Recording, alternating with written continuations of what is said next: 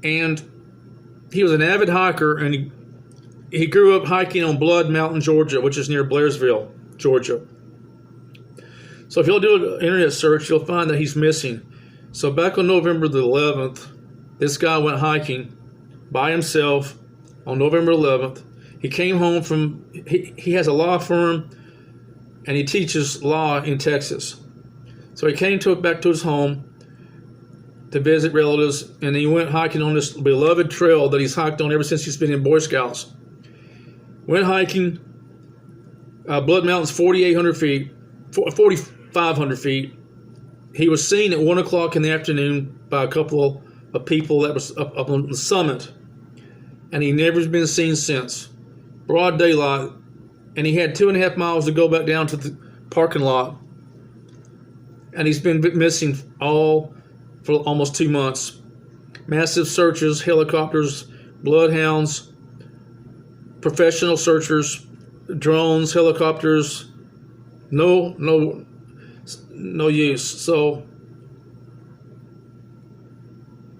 last Christmas, a week ago, I was so depressed and happy, I forced myself to get out of bed at 4 o'clock in the morning and drove 100 miles to Blood Mountain. And I parked in the parking lot where he would have parked. They said his car was there the next day. That's when they started the search on the 12th of November. And remember, if this video cuts off, I'll make another one to continue. And I went over there out of shape. I haven't exercised in months. I even quit walking.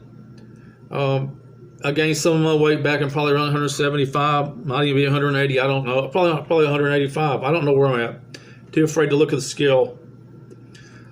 So the worst possible way I could, I got over the Blairsville at 7 in the morning. It wasn't very cold that day. Now it's cold over there. It's like in 22 degrees at Blood Mountain. But that day I went, it was in the 60s. And I walked, I'm thinking I'm going to have this luck. I may just walk out there and smell a decaying body and find him and be a hero. And I was desperate for anything. I didn't have anybody to talk to on Christmas. I had nowhere to go. 45 Christmases with nowhere to go. And I tried to hike this trail. It's 2.5 miles to the top. It's supposed to take about 2.5 hours for just an average hiker. I made it about 1.33 miles, and I had to turn around. I made a mistake of carrying a backpack, and I had 25 pounds of food and cameras and binoculars, my cell phone, a water bottle, and I was exhausted. I'm talking about, I got to the 1.4 mile mark. It was like 70-degree incline, 60. There's hardly any flat places anywhere. Crossing streams with slippery boulders. It was a horrible experience for me to be in the state of mind I was at, alone, angry, and I turned around and came back. But at least I tried. And I was wiped out. I wasn't even sure I was going to be able to drive home. I literally was just completely wiped out emotionally and physically. And I came home on Thursday evening and basically stayed in bed probably Thursday, Friday, Saturday before I even got up. But I'm going to tell you more about that in another video. I'm going to end this video right now and make another one to continue so I don't take a chance of running out of space. I hope to make it before midnight tonight. So anyhow, everybody, I'm still here, and my life still sucks because I don't know what the hell to do about it. I'll continue this later.